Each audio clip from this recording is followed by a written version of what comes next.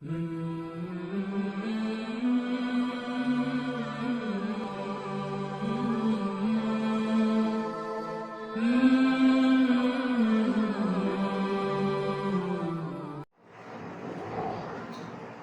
لله نحمده ونستعينه ونستغفره ونؤمن به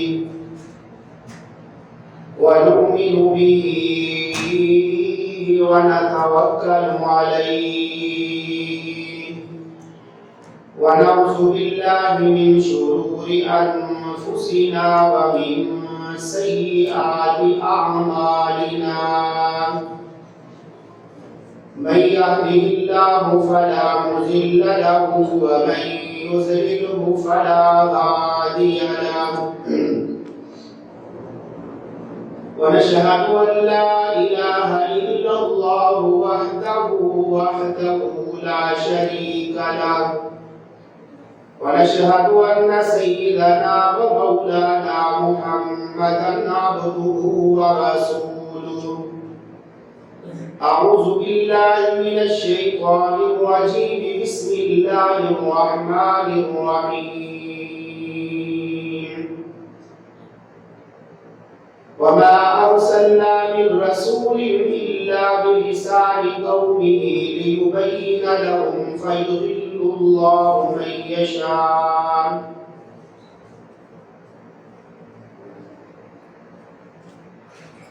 وما كان لرسول أن يأتي بآية إلا بإذن الله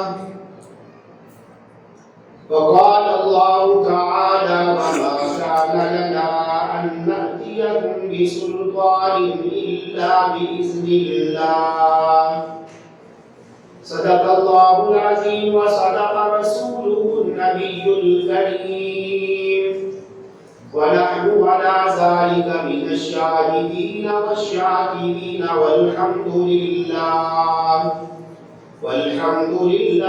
رب العالمين.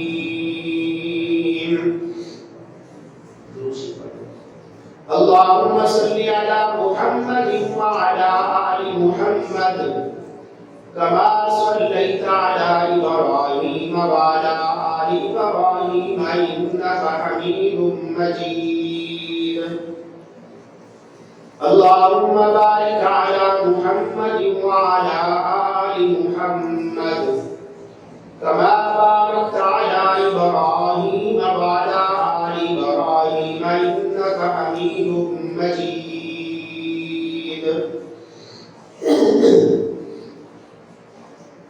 عزیزان محترم و مکرم، میں اور آپ اللہ رب العزت کا جتنا بھی شکر ادا کریں وہ کم ہے کہ اللہ رب العزت نے مجھے اور آپ کو نماز جمعہ کے لیے اپنے گھر میں آنے کی توفیق نصیب فرمائی.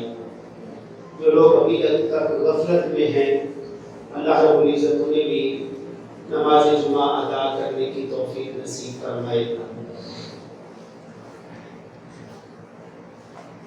گزشتہ 2 جمعوں سے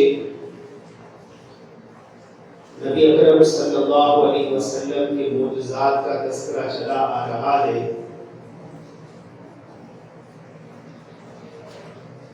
کہ معجزے کے اوپر معجزہ کہتے ہیں نشانی کو، اور معجزے میں ہاتھ اللہ کے نبی کا اور پیچھے جو طاقت کام کرنے والی ہے وہ میرے اللہ کی ہے. قوموں نے اپنے نبیوں سے مختلف قسم کے معجزات کا مطالبہ کیا اور اللہ رب العزت وقت کے لحاظ سے اپنے مصطفیٰ مرتضیٰ چنے ہوئے بندے حضرات انبیاء علیہ السلام کے ہاتھوں کے اوپر اللہ معجزات صادر فرماتے رہے. بعض دفعہ ایسے ہوتا کسی پیغمبر کے ہاتھ کے اوپر معجزہ صادر ہوتا، بہت سارے لوگ ایمان لے آتے،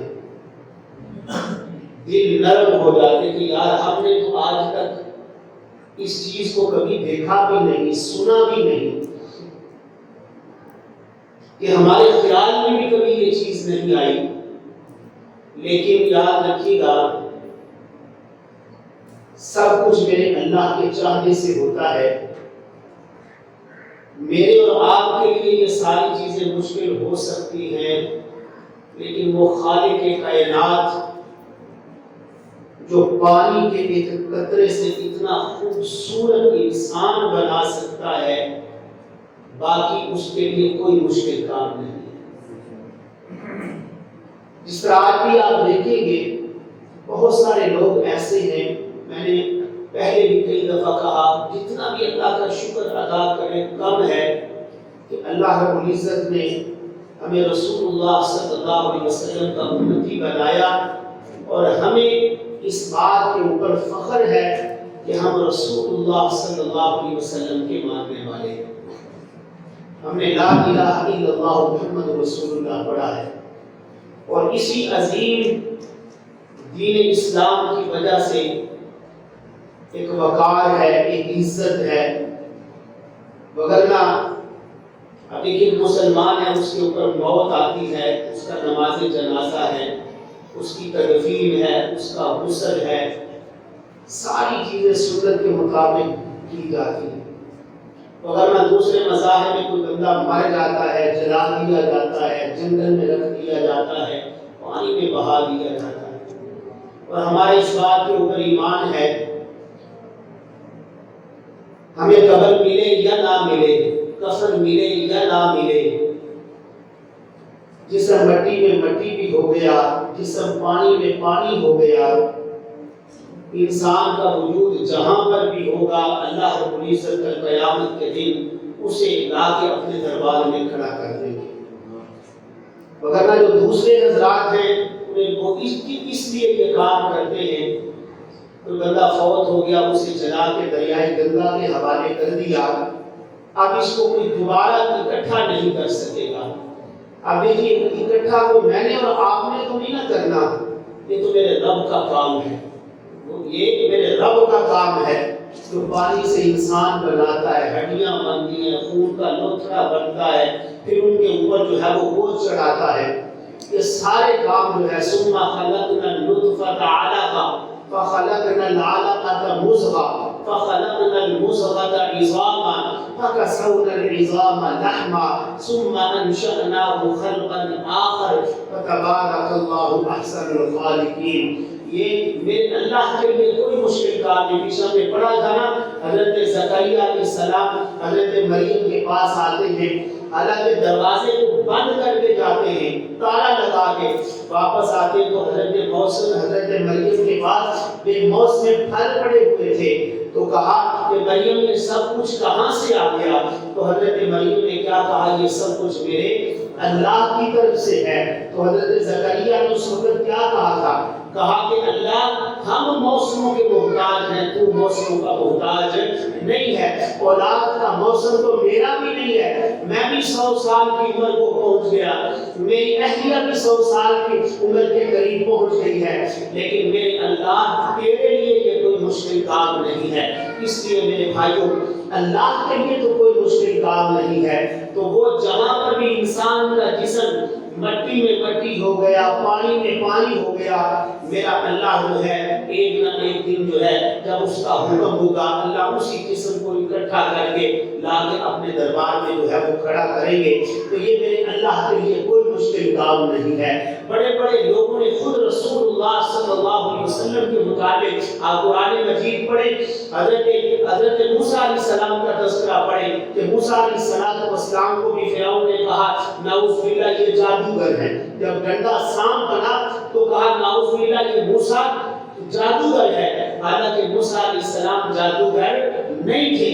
موسیٰ علیہ السلام کا جو ڈنڈا سانپ بنا تھا وہ کس کے حکم سے بنا تھا؟ بولیے گا، وہ تو اللہ کے حکم سے بنا تھا، وگرنہ موسیٰ علیہ السلام تو اس کے اوپر ایک بھی لگایا کرتے تھے، درختوں سے جو ہے وہ اپنی بکریوں کے لیے پتے بھی جھاڑا کرتے تھے، راستے سے جو تکلیف دہ چیز کو پیچھے بھی ہٹا دیا کرتے تھے، لیکن وہ ڈنڈا اللہ کے حکم سے جو ہے وہ سانپ بنا۔ اس لیے محمد کریم صلی اللہ علیہ وسلم کو بھی لوگوں نے نعوذ باللہ جادوگر کہا۔ قرآن مجید پڑھے، کہا گیا کہ آپ ساحر ہیں، آپ جادوگر ہیں، لیکن آپ جادوگر نہیں تھے۔ آپ کے ہاتھوں کے اوپر جتنے بھی، جس طرح میں نے گزشتہ جمعہ میں کہا کہ ابو جہل نے اپنی مٹھی میں چند پتھر لیے اور کہا کہ اے محمد تو مجھے بتا تو صحیح صلی اللہ علیہ وسلم میری مٹھی میں کیا ہے۔ تو میرے نبی نے فرمایا کیا میں بتاؤں یا تیری مٹھی والی چیز بتائے؟ تو مٹھی کے اندر جو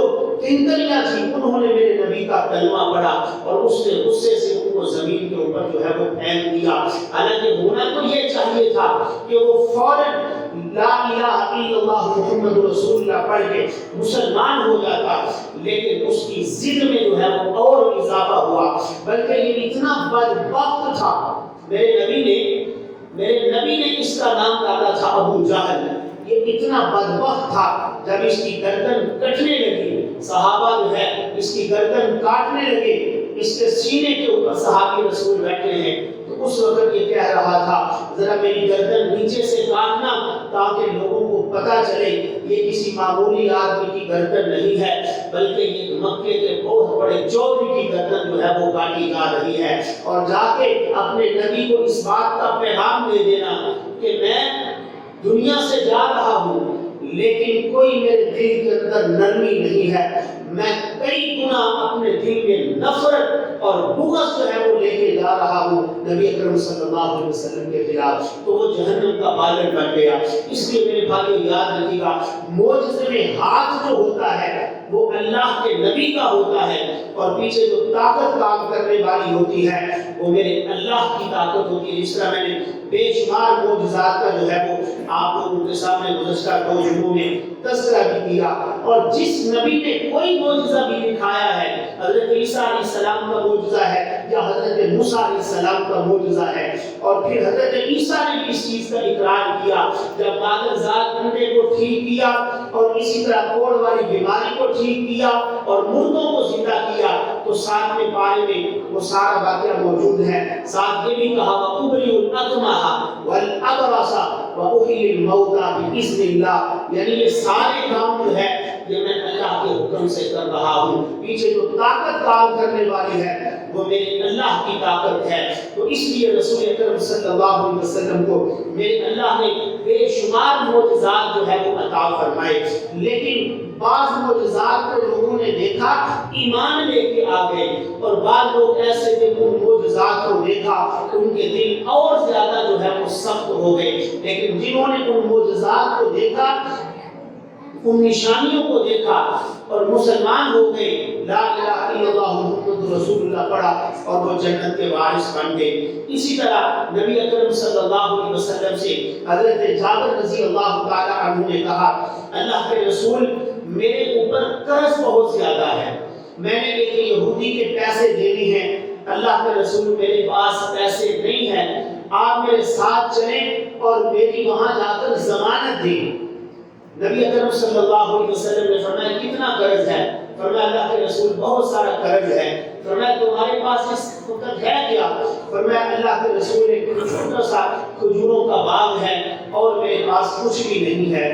نبی اکرم صلی اللہ علیہ وسلم ساتھ چلے گئے۔ آپ کو اپنی امت کی بڑی فکر تھی، آپ کو ایمان والوں کی بڑی فکر تھی، بہت زیادہ فکر تھی۔ ایک صحابی رسول آئے روتے ہوئے، کہا اللہ کے رسول کئی دنوں سے میری اونٹنی مجھے نہیں مل رہی۔ وہ باہر بیٹھ کے رو رہا تھا، نبی اکرم صلی اللہ علیہ وسلم نے اس کے لیے دعا فرمائی۔ جبرائیل امین نے کہا اللہ کے رسول آپ کی امتی کی اونٹنی فلاں جگہ پہ کھڑی ہے۔ تو نبی اکرم صلی اللہ علیہ وسلم اپنے کسی امتی کو پریشان نہیں دیکھ سکتے تھے، اور امت کے متعلق تو غم ہے ہی تھا۔ مثلا یہودی کے جنازے پہ، آپ یہودی کا جنازہ جا رہا ہے، نبی اکرم صلی اللہ علیہ وسلم اس جنازے پہ گزرتے ہوئے جنازے پہ یوں کھڑے ہو گئے اور رونے لگ گئے، اور پھر ایک شخص نے کہا اللہ کے رسول یہ تو یہودی کا جنازہ ہے۔ تو نبی علیہ الصلوۃ والسلام نے ارشاد فرمایا مجھے بھی پتا کہ یہودی کا جنازہ ہے، لیکن یہ ہے تو میرا امتی، اگر میرا یہ کلمہ پڑھتا مسلمان ہو جاتا تو آج یہ جنت کا وارث بن جاتا، لیکن اس نے میرا انکار کیا اور میرے اوپر ایمان نہیں لے کے آیا، آج اس کے اوپر موت آ گئی ہے اور یہ جہنم کا والد بن رہا ہے۔ اور اسی طرح حضرت جابر نے جب اپنے قرضے کا معاملہ رسول اکرم صلی اللہ علیہ وسلم کے سامنے رکھا تو حضرت جابر رضی اللہ تعالی عنہ سے نبی علیہ الصلوۃ والسلام نے فرمایا جابر آؤ تیرے باغ میں چلتے ہیں۔ وہاں نبی علیہ الصلوۃ والسلام نے برکت کی دعا فرمائی، فرمایا کہ یوں کھجوریں لگنا شروع ہو گئی، فرمایا کہ اے جابر جس جس کے تو نے پیسے دینے ہیں اس کو بلا لے۔ نبی علیہ الصلوۃ والسلام نے برکت کی دعا فرمائی، یوں کھجوریں لگ گئی اور اسی طرح پھل آ گیا اور وہ ساری کھجوریں اٹھا کے لے گئے اور حضرت جابر رضی اللہ تعالی عنہ کا جو ہے وہ قرضہ اسی طرح اتر گیا۔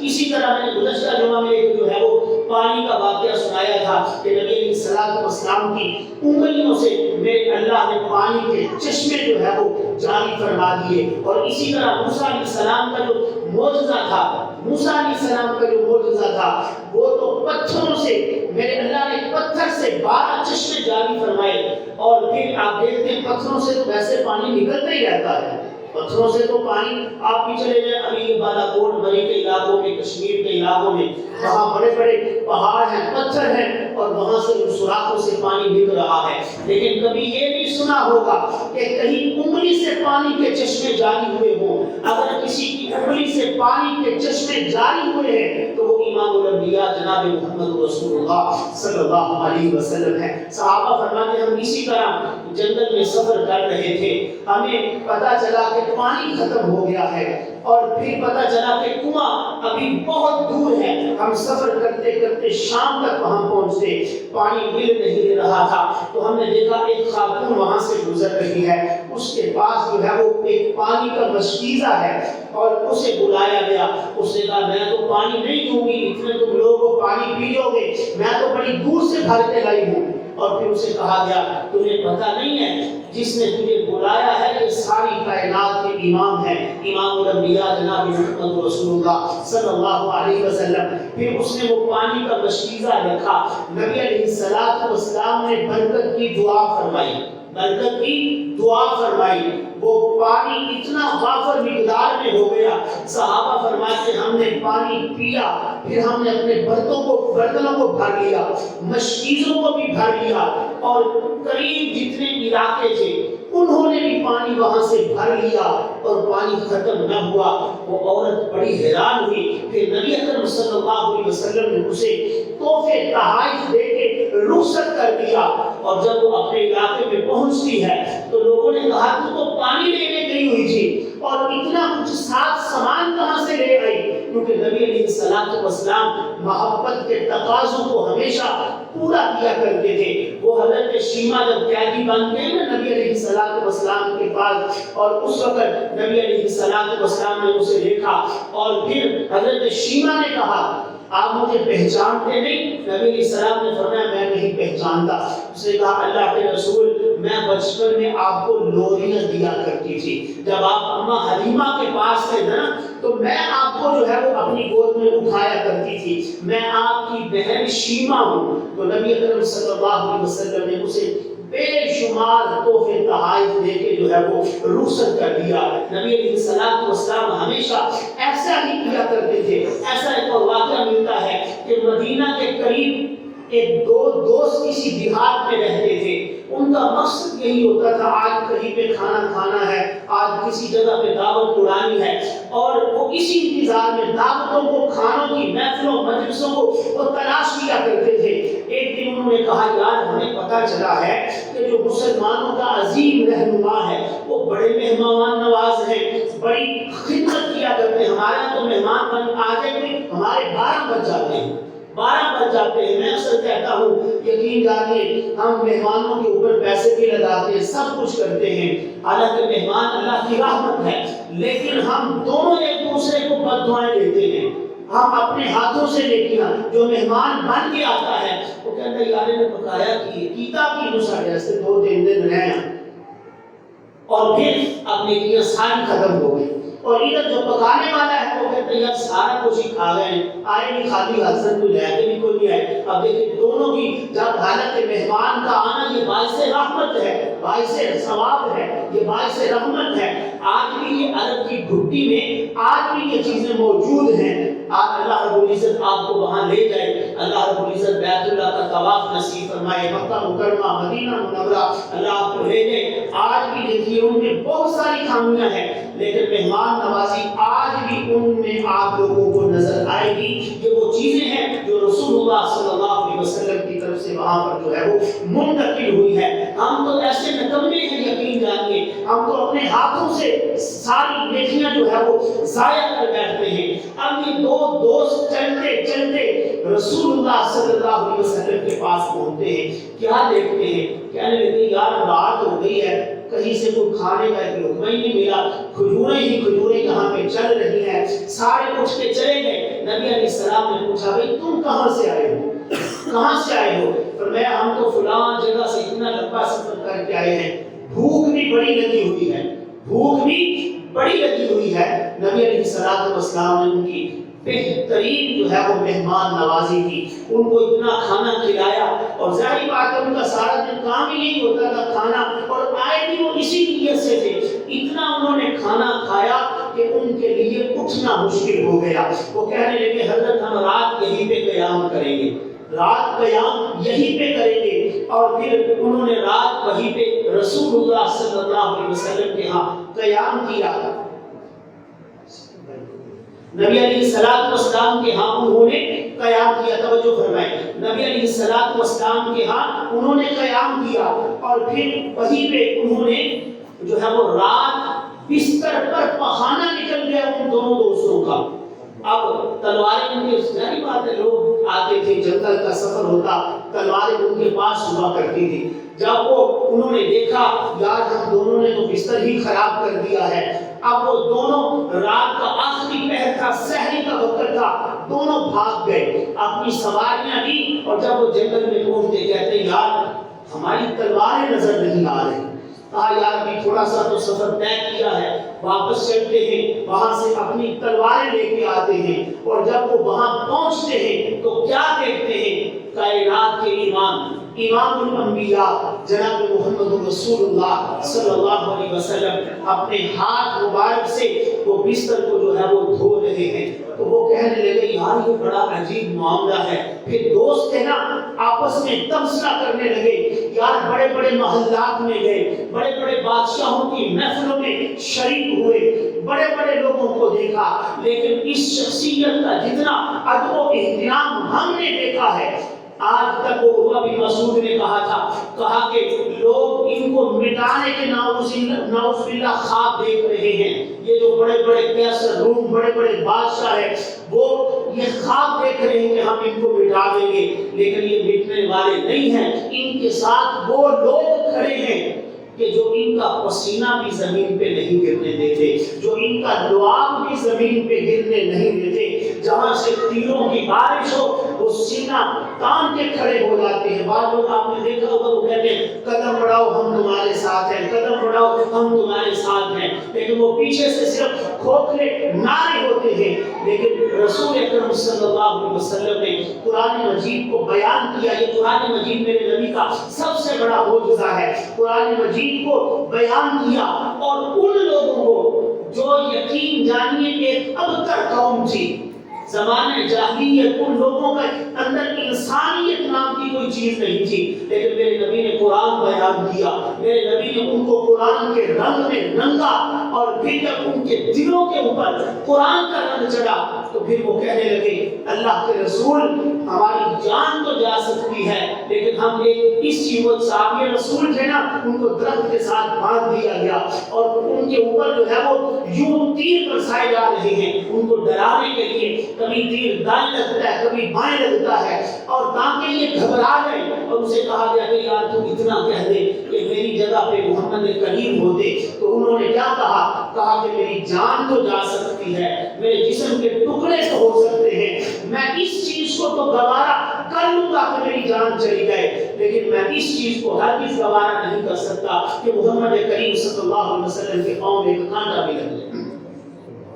یہ قرآن کا رنگ تھا کہ مقداد بن اسود نے وہ قوم عمالقہ کے پاس جب موسیٰ علیہ السلام کے ساتھی گئے نا تو انہوں نے کیا دیکھا، بڑی لمبے قد آور لوگ ہیں، تو وہ کہنے لگے کہ موسیٰ تو اور تیرا رب وہاں جا کے لڑے، فَاذْهَبْ أَنْتَ وَرَبُّكَ فَقَاتِلَا إِنَّا هَاهُنَا قَاعِدُونَ، ہم تو یہاں پہ بیٹھے ہیں، ہم لڑنے کے قابل نہیں ہیں۔ لیکن مقداد بن اسود رضی اللہ عنہ نے کہا اللہ کے رسول آپ اشارہ کرے آپ کا دریا بھی ہوگا، اللہ کی قسم چھلانگ لگا دیں گے، پیچھے مڑ کے بھی نہیں دیکھیں گے کہ ہماری جان جا رہی ہے۔ اسی طرح نبی علیہ السلام نکلتے ہیں، ایک عورت آتی ہے اور کہتی ہے اللہ کے رسول یہ میرے معصوم بچے رہے ہیں۔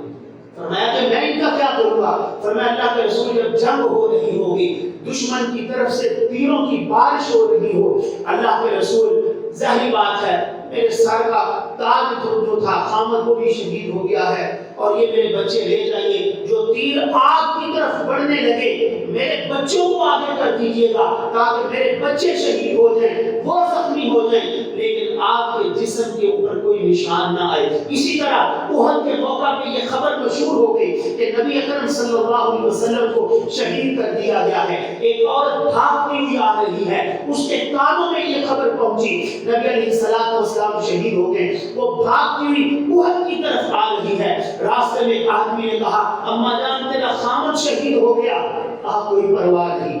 پھر آگے گئی اماں جان تیرا بھائی شہید ہو گیا، کہا کوئی پرواہ نہیں۔ اماں جان تیرے چاروں بیٹے جنگ احد میں شہید ہو گئے، کہا کوئی پرواہ نہیں۔ مجھے یہ بتاؤ محمد کریم صلی اللہ علیہ وسلم کا کیا حال ہے؟ تو اس نے کہا میں نے حضور کو اپنی آنکھوں سے دیکھا، وہ بالکل ٹھیک ہے۔ پھر وہ کیا کہتی الحمدللہ، اللہ تعالیٰ لاکھ لاکھ شکر ہے۔ اب دیکھیے خامد شہید ہو گیا، بیٹے شہید ہو گئے، بھائی شہید ہو گیا، سارے رشتے دار ختم ہو گئے، لیکن وہ کیا کہہ رہی ہے اگر محمد کریم صلی اللہ علیہ وسلم ٹھیک ہیں تو پھر خیر ہی خیر ہے، پھر خیریت ہی خیریت ہے۔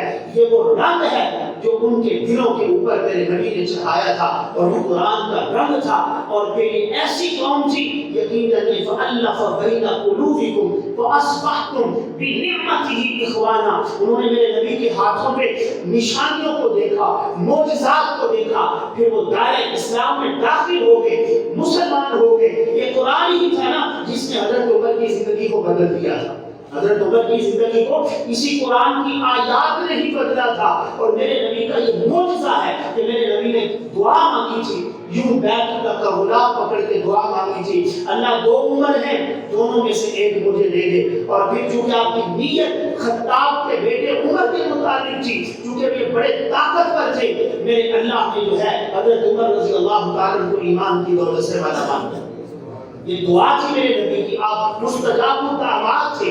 نبی علیہ السلام کو صحابی رسول کہتے ہیں ہم یوں بیٹھے ہوئے تھے، ایک دیہاتی آیا اور اس نے آ کے کہا اللہ کے رسول اب تو ہم خود بھی ہلاک ہو رہے ہیں، ہمارے جانور بھی ہلاک ہو رہے ہیں، اللہ کے رسول ہمارے لیے دعا فرمائیں، ہمارے لیے دعا فرمائیں کہ اللہ رب العزت باران رحمت نازل فرما دے۔ صحابہ فرماتے ہم نے یوں آسمان کی طرف دیکھا، کوئی بادلوں کے نام و نشان نہیں تھے۔ رسول اکرم صلی اللہ علیہ وسلم نے دعا فرمائی، میرے اللہ نے باران رحمت کو نازل فرما دیا۔ ایک ہفتہ تک لگاتار بارش ہوتی رہی۔ پھر اسی دیہاتی نے کہا اللہ کے رسول اب تو ضرورت سے زیادہ بارش ہو گئی ہے۔ پھر میرے نبی نے دعا فرمائی اللہ اب اس بارش کی ضرورت نہیں ہے، اس کو پہاڑوں کی طرف لے جائیے۔ تو نبی اکرم صلی اللہ علیہ وسلم اپنی امت کی فکر تھی، وہ جو میں بات کر رہا تھا ان دو دوستوں کی، جب وہ واپس پلٹنے نبی علیہ السلام کو دیکھا نا انہوں نے تو بستر دھوتے ہوئے، یہ میرے نبی کی عاجزی تھی، میرے نبی کی عاجزی دیکھیے یار، اتنا مقام ہے، اتنا مرتبہ ہے، اتنا مقام ہے، اتنا مرتبہ ہے کہ معراج بھی یہ میرے نبی کا معجزہ ہے نا۔ نبی علیہ السلام پہلا آسمان، دوسرا، تیسرا، اتنا اونچا چلے گئے کہ ساری کائنات کو میرے اللہ نے نبی علیہ السلام کے قدموں کے نیچے کر دیا۔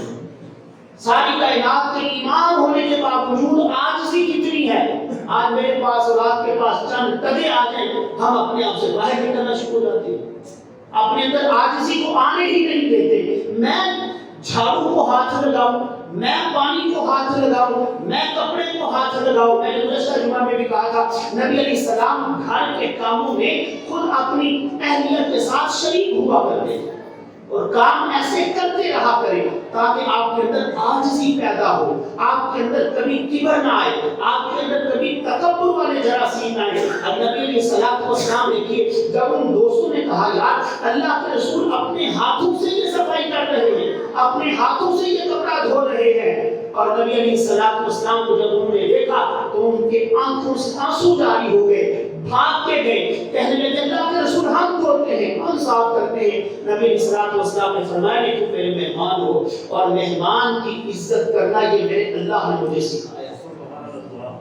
مہمان کی عزت کرنا یہ میرے اللہ نے مجھے سکھایا ہے، یہ سنت ہے مہمان کی عزت کرنا۔ جیسے میں نے ابتدا میں کہا، ہم مہمان کے لیے کھانے بھی بناتے ہیں، سب کچھ کرتے ہیں، مہمان نوازی کرتے ہیں، ایک دسترخوان پہ بیٹھتے ہیں، یہ تو رحمت ہے ایک دوسرے کے لیے، لیکن ہم لوگوں نے ان چیزوں کو اپنے لیے زحمت بنا دیا،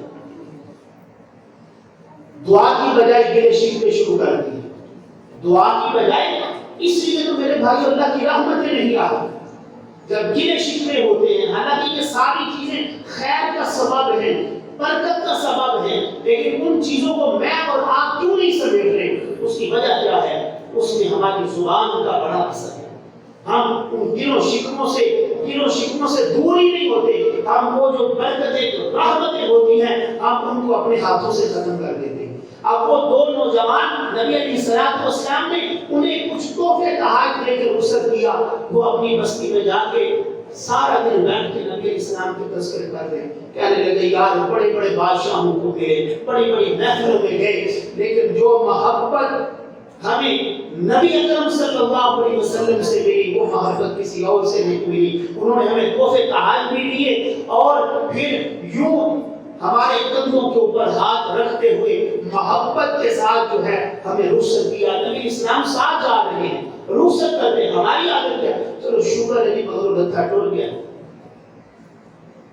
نبی علیہ الصلوۃ والسلام اتنی عزت اتنا مقام ہونے کے باوجود جو ہے ان کو رخصت کر رہے ہیں، حالانکہ وہ تو ویسے ہی آئے ہوئے تھے، لیکن وہ رات میرے نبی کے پاس ٹھہرے، آپ نے ان کی مہمان نوازی بھی کی، اور اس کا فائدہ کیا ہوا؟ جب وہ اپنے علاقے میں لاتے ہیں تو انہوں نے نبی علیہ السلام کے تذکرے کیے، اور پھر وہاں پہ بعض ایک جگہ پہ میں نے پڑھا 700 افراد، ایک جگہ پہ میں نے پڑھا 1300 افراد جو ہے وہ اتنا بڑا انہوں نے لشکر تیار کیا اور نبی علیہ السلام کے پاس لے کے آئے، اور ان تعداد میں جو لوگ تھے 700 یا 1300 لوگ جو ہے انہوں نے نبی علیہ السلام کے پاس آ کے کلمہ پڑھا اور وہ مسلمان ہوئے۔